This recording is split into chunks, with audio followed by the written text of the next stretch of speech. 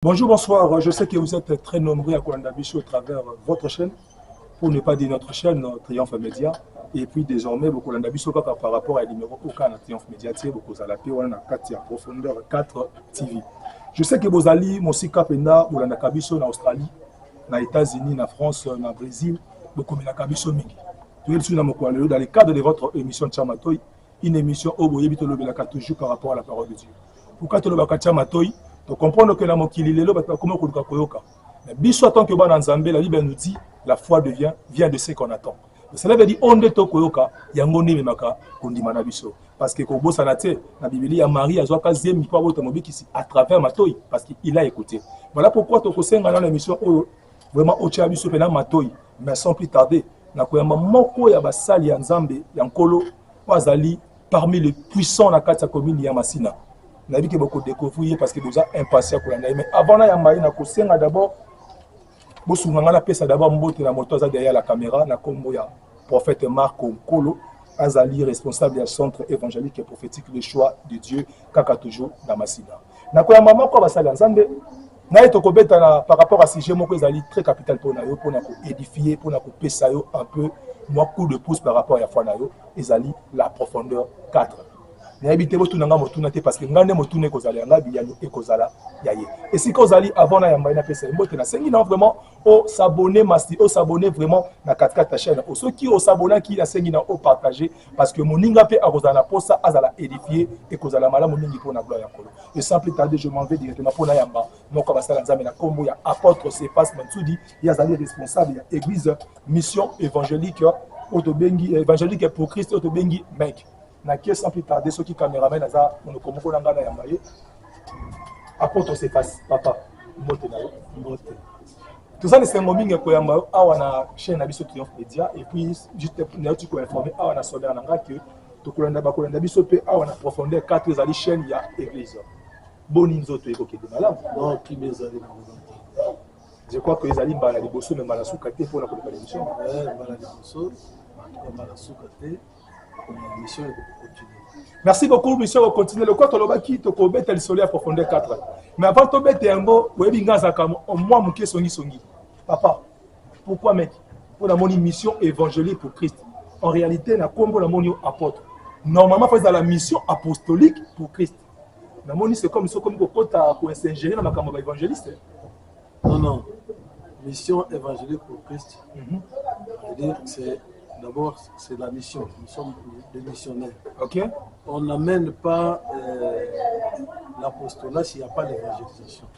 Ok. Il faut tomber l'évangélisation pour l'apostolat et il y a pour intervenir. Donc, c'est l'apostolat maintenant qui amène le fondement.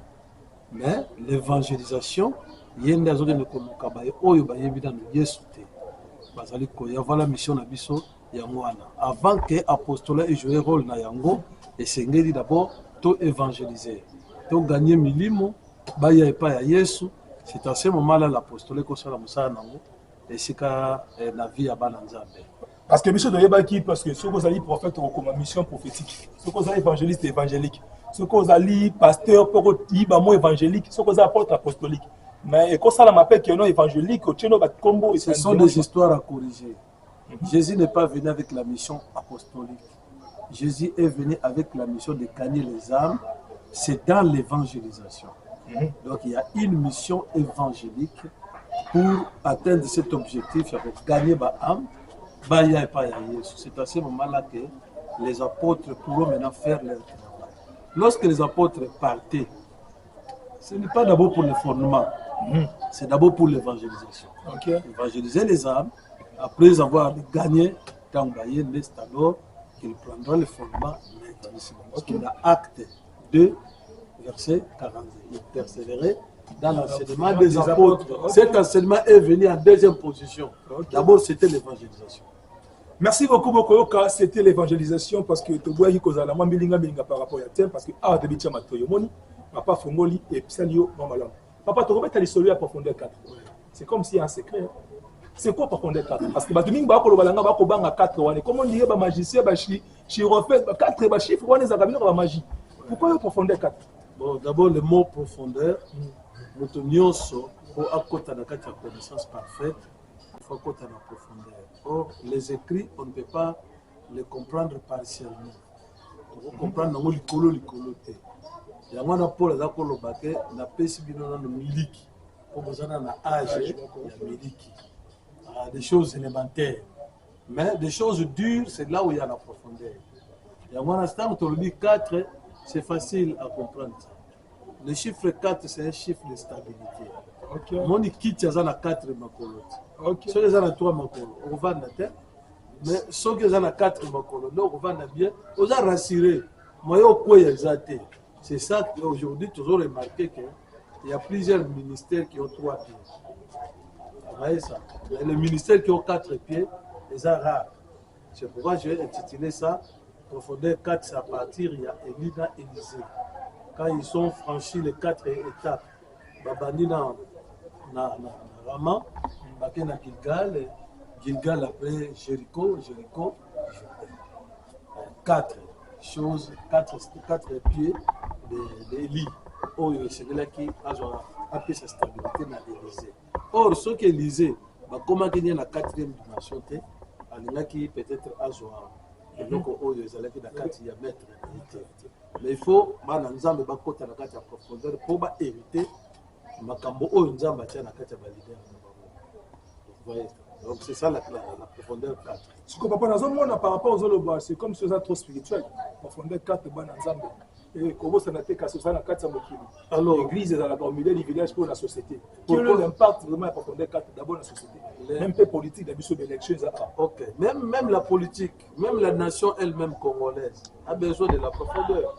La profondeur 4, donc, ça a amené. Peut-être quand vous lisez dans nos bâches, on écrit toujours la stabilité est notre vie. Okay. Voyez, donc la vie de stabilité doit être dans le chef de chacun de nous, même dans les pays, même dans la politique, dans le gouvernement. Un ministre qui n'est pas stable, pourquoi le mettre au poste? Il va amener l'instabilité. C'est ça que nous voyons dans nos pays. Profondeur 4 fait quoi couche? J'emboîte les pas chez papa de numérique. Numérique TV. Numérique. Voilà, papa Kibambichito, il parle aussi de la profondeur. Ok. Oui. Alors, mais moi j'ai ajouté 4. La profondeur elle-même ne suffit pas. Il faut la stabilité. Voilà, la stabilité. Non, on ajoute. Okay. On vient pour ajouter. Lui, il a appris ce mot-là. Je ne sais pas, est-ce que c'est moi qui ai précédé à prendre ce mot ou c'est lui, je ne sais pas. Mais on se complète. Dans le Ghana, tout n'a payé pour te voilà, on se complète. Merci beaucoup, on se complète parce que beaucoup de bateaux amis, ah, on a montré l'ensemble d'apporter ses faces. Voilà. Papa, profondeur 4 ans. Il y a évité. Il bandit les lots, qui banda kala. Non, aujourd'hui, nous sommes... Ce qui bandit le sait que Omeka, mon toto, ils allaient déjà. Et bandit les lots, ok. Les lots, comme une 15e édition. 15e édition. Oui, oui. Le célèbre dit 15 ans ou oui, oui. 15 ans. C'est 15 ans. C'est parce que chaque année, on le répète une fois. Donc 15 ans. Deux à la journée, mon pote, 2 jours, 3 jours. 4 jours. Nous allons prendre le chiffre 4 et on prend 4 jours. Si on a 15 ans, on ne pas sûr de comprendre, moi, mon Kélia. Dans chaque chose, on a à chaque pensée. Même dans le but derrière, tout le temps, il y a un esprit. Soit esprit à malade ou à malade. Quand vous savez, vous avez un esprit, état d'esprit, motivation, objectif. Pour 15 ans, objectif, on a signé qui est atteint, tout dans les atteintes.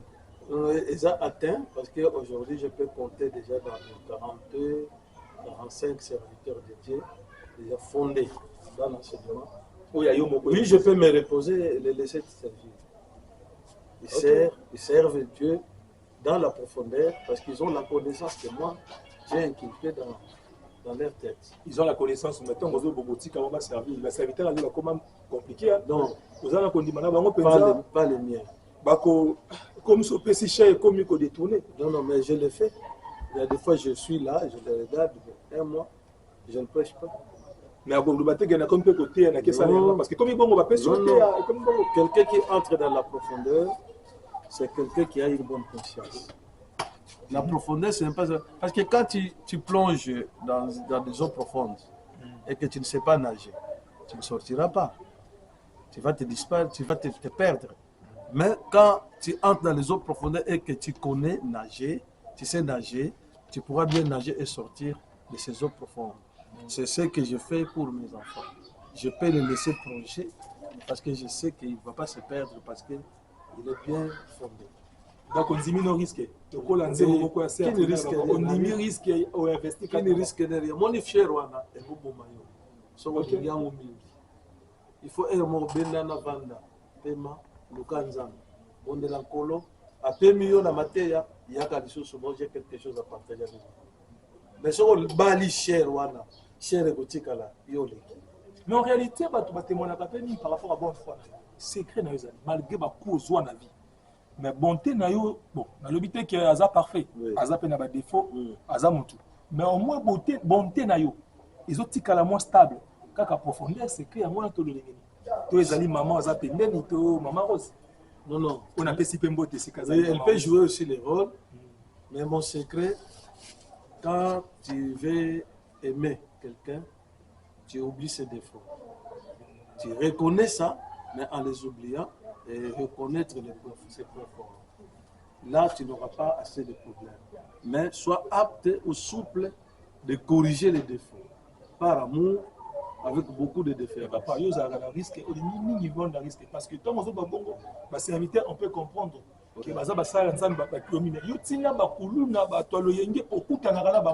Mais c'est un risque, papa. Quand tu as la puissance de Dieu, tu ne vas pas avoir peur des milliers. Et tu sais bien courtoiser avec eux, tu sais bien causer avec eux, partager avec eux. Tu as quelques conseils à leur donner, tu vas leur donner. Mais tu as quelque chose aussi à leur donner, tu leur donnes. Ce n'est pas un problème. C'est pourquoi ils m'aiment. Ils me suivent. Ce n'est pas que j'ai grand chose à leur donner, mais la façon dont je suis devant eux, mes réactions, ma façon de leur répondre, ma façon d'agir, c'est ça qui fait que Balimanga. Ok, oui, profondeur 4, déjà quarantaine de pasteurs ou déjà au fond. Oui, quarantaine de pasteurs et plus. Ils ne sont pas objectifs, et les objectifs.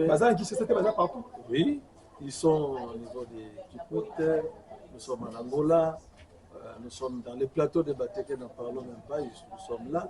Donc ils sont un peu partout. Il y a des enfants aussi qui sont ici aujourd'hui, sans église, mais qui ont préféré aller évoluer ailleurs. Ils sont là. Ils sont aussi dans d'autres communautés, ils sont aussi dans d'autres églises.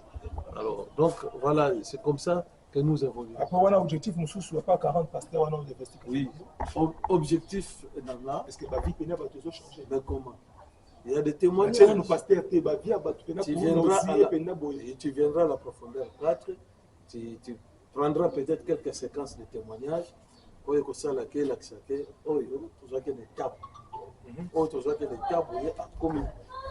Donc ce n'est même pas quelque chose de crier, monter au créneau et commencer à crier. Non. Mais, Misala, ils ont mon ça. Quartier où est mon biba? Je suis papa. Quartier où est mon biba? Mais à côté de moi, il y a des églises.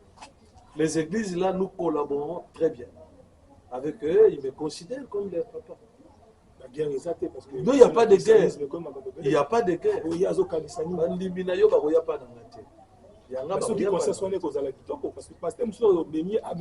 c'est ce que nous avons développé dans notre quartier.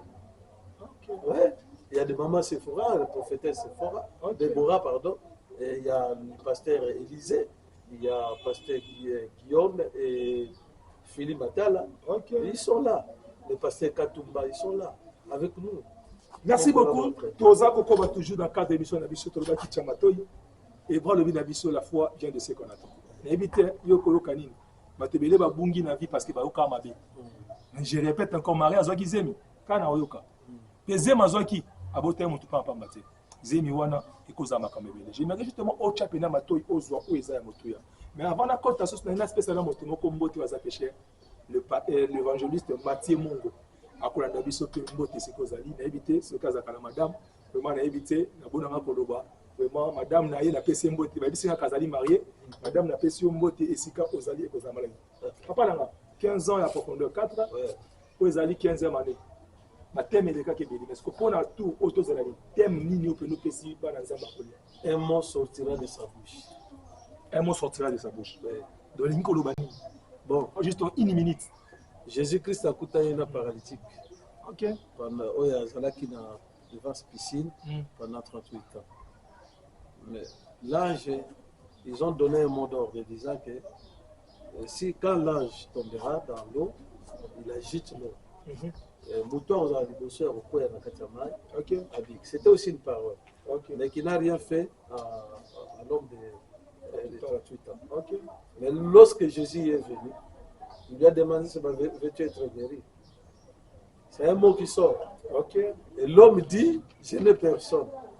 Mais Jésus ne s'est pas intéressé des justifications de l'homme, je n'ai personne. Que tu aies personne, que tu aies quelqu'un ou pas. Mais quand Jésus dit un mot, ça s'arrête là. Il y a la solution qui commence. C'est vrai, il dit prends ton lit et fais quoi, lève-toi et marche. Et il est parti. Biloko wana tokofongolango à profondeur na kati. Mais wana na yela moka partiellement parce que Jésus a coûté avec mwana mobali wana. Même l'aveugle de naissance. C'est la même chose. Jésus lui dit va te laver aussi. Il est allé. Mais les gens croyaient que c'était le péché qui ont fait que le garçon soit aveugle. Le péché des parents ou le péché de lui-même. Mais Jésus a s'intéressé à la biloko. Il a dit que le secours là a fait un secours à mon. Donc le mot qui sortira de Jésus amènera quelque chose de bon. Merci beaucoup. Le mot qui sortira de Jésus amènera quelque chose de bon. Donc, vraiment, tant que vous n'avez pas Jésus, ça la va jeter. Moi, je dis souvent, maman, qu'il est le Jésus. Je ne sais pas comment il m'a dit, Omibuaka, maman, Omibuaka, Okozoka. Il y a malongue za nyimboka na maboka Yesu. Tango bwaki na maboka Yesu, moni ke Yesu akoyamba yo, akozwa charge ba passe na yo, charge ba pota na yo. D'abord, il faut yo ndimaye. Batuni ba koma ba yeka lelo makambo changer. Yo ndimi no Yesu bien te. Hein? Ata on anda kwa moto mesala ka maman te. Sauf que poto lelo, est-ce que poso ko changer par maman? D'abord au vandi kolie biloko ya poto ne poso échanger. Bien aimé dans le Seigneur, vraiment chaka matoi. Papa, c'est qu'on a signé biso parce qu'on a commis pressé. Il y a mon thème coming à éco kaka na peut-être tango za mkoni. Donc date na biso za le 30 août. Le 30 août donc quelques jours ils ont oui, jusqu'au 3 nous sommes là. Donc 4 jours. 4 jours. Jusqu'au 3 bah de 16h à 19h. Vraiment dans un raté. Vraiment na bisi bande konyo so vous de partout. Ce qu'on ali pe mutu za na katami ki na poto landa kabiso, oza la vacances à na Kinshasa. Okoya adresse ça papa. Adresse nous sommes à Massina Petro Congo. Massina Petro Congo. Avenue Kiyimbi numéro 9, quartier Fumutsuka. Kiyimbi numéro 9, quartier Fumutsuka. Je crois qu'affiche ya mwana boko mona, soki ba yena ba ko ya moto. Balobika na biso d'église mec. Na Petro Congo na CEP. Oui. OK. Na Petro Congo, hein, na Petro Congo, yango Petro Congo, mais même biso na église mec. Ba retourna yo oyo ya Tulu, to ya munene. OK. Oyo ya munene ne yango. De la mec ya Tulu pesa central yango. OK. C'est bon, ça se comprend. Voilà. Vraiment merci beaucoup. Je crois que tu commis koshite, tu commis na suka. Wazaki derrière la caméra na kombo ya prophète Marco Kolo, aza papa moko ya molimo ya kitoko parce que nayebi kaza na bana ebele na nsima na ye azali mpenza jeune elenge elenge esalaka nga malamu soki tozomona bilenge bakotelema mpe une génération nouvelle eyebana koya po baye motyalo eyenge te po baye lokola papa lobi kofandisa nde makambo vraiment tika nkolo apambola yo esika ozali tokomi na suka émission na biso lelo na kosenga na bino bandeko ya motu ezaka Yesu. Papa le dit, un mot sortira de sa bouche. Un mot sortira de sa bouche. Vous comprenez que ça, mon papa te mouté loba. Ya ozaka instrument, mais Yesu nde mouto loba. Bien aimé, yaka ozade cité. Papa, un mot de la fin ni no koloba par rapport à l'ikamuno sotoso. Na bengi peuple ya Nzambe na yo mutu. Oyebina no Nzambe te, mais na oyebiso que l'essentiel dit que Dieu n'existe pas. Mais le monde dans le monde est censé pour oyebake. Pema oza na outi quelque part la famille na oté mais outi pas nzana yaka to sangana ensemble comme ça to yeba ndenge ni to kokabula maloba nzambe po ozwa part na yo na kati vraiment oza mwana nzambe oza mutu ya nzambe nzambe azana besoin na yo oya azana besoin ko mona mutu akufa na masumu te azana besoin mona mutu ya kobunga te madingi amona moto nyonso a se retrouver na bomoto ya bonzambe nzambe akosalela yo bolamo nyonso. Je ne peux pas te dire que viens vivre les miracles. Viens vivre d'abord la parole de Dieu et les miracles suivront. Et tu verras la gloire de Dieu dans nzambe oyo azosala kati na biso.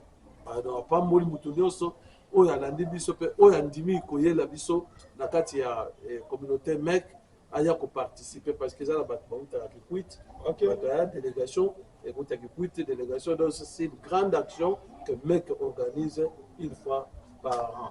Alors bato bauta Angola, bato bauta na extension la biso nyonso.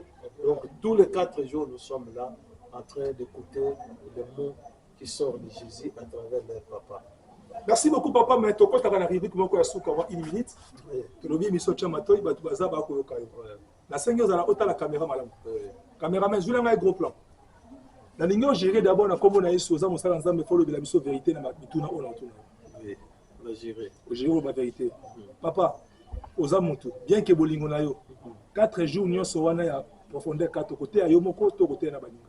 Donc 4 jours wana ngamutu na te yaka parce que j'ai une pensée qui est centrée en moi. 4 nyonso wana. Oui. Pour la monoche madame pas côté. Non, madame m'accompagne spirituellement. Je peux aller chez wana kati on a pour ça les parce que na sala kanga mo côté. Pour les ali tic-tac, to beta ba tic-tac to ba vérité.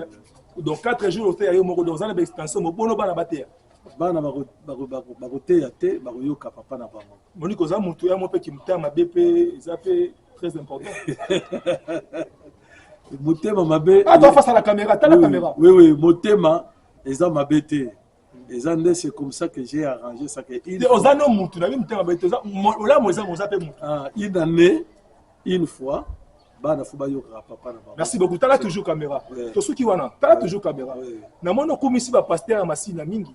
Tanda na 3 pasteurs masina oyo linga kapundi mako. L'apôtre Gédéon Mukendi. Gédéon Mukendi? Oui, l'apôtre Placide. Bishop Arumbuta. Eux qui basé belé. Baza belé. Oh lingala, oh polingala échantillon. Oh lingala pe baza. C'est trop dire. Bon, ce qui m'a conseillé 3 pasteurs mogui ah ouais masina. Par rapport à le mot pesa bango conseil. Ou pesa conseil pasteur nanana. Bango nyonso. Te pesa biso pe misato. Na pesa bisato. Na ko pesa pasteur Marco. OK. Kolo. Marco Kolo. Et apôtre Jean-Claude. Tu le vois Marco Kolo parce que la caméra. Conseiller 3 pasteurs oh Monica sala kama be azonga pa na nzela ko. Oza papa apôtre oyaka po fandisa. Ah, pasteur asala kama be. Asala kama be omona ke makamune si makato zong c'est 3 pasteurs au folo. Non. Azate. Bon ça va parfait. Baza bien. Bango nyonso. Si comme tout na suka papa, lobela so vérité. Na pasteur sur l'équipe bango nyonso te. Pasteur ni na cheko malaise on dit makalekio et bisa biso ngade. Ba pasteur nyonso balekinga. De la vie moko. Moko. Même eux ont filmé puis ça déclina. Merci beaucoup, c'était la porte, c'est pas ça m'a tout dit. Donc comme il a souvent émission la mission, je crois qu'on a Sabino, restez connectés, restez branchés. Pour s'abonner à Triomphe Média, pour nous camper profondeur 4 TV, pour s'abonner massivement parce que Awa et Zaka émission, mon retient matoy de fois na souk et Zaka tikota tobet à la rabal réel, et ça toujours pour la construire corps de Christ. Mon accord de Christ c'est le boko, un mot que ça va pas important, un mot le boko pas tchalaboué. Moni azop ça la malam on a liste mais liste on dit bazon yo lisaye ba ça les passe. Mais ça pour la bola mo toujours à beauté et à soto. Ceux qui ont zaki na ba suggestion na 5000 vraiment comme la bisongo na ba commentaire pe so numéro na biso ezali affiché wana pe boko mona na côté wana mo panzi boko mona numéro apôtre c'est pas tout des wana aux ana ba suggestion besoin de prière comme là parce que centre d'intercession pèse ali ba intercesseur bazali ba kokota di kamna bozam aussi cas de partout bon niveau soutenir pe profondeur 4 attendre un conseil spirituel sur le point matériel sur tout le plan nonginza bacho akер comme la biso afin que Nzambe akozwa lokumu après to moni construction oui bon mango pesa bato wana te bayaka ba financer ba ya église na tozi bonga libanda pour le kozo to mapena limisana ba pena ndenga ba paeza et loko bord ya makasi tu as vu le plan mais c'est que ça papa c'est que ça secret confiance par exemple l'amour que tu donnes à Dieu c'est ça qui fait que Nzambe a fait la porte. La constitution de ce monde, on peut laisser le comme casse parce que tout le monde oh bah milliard, t'es bah million. Bon, il va passer bah million.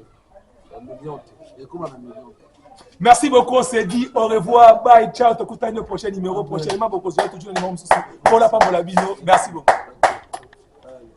Tant que ça, bon,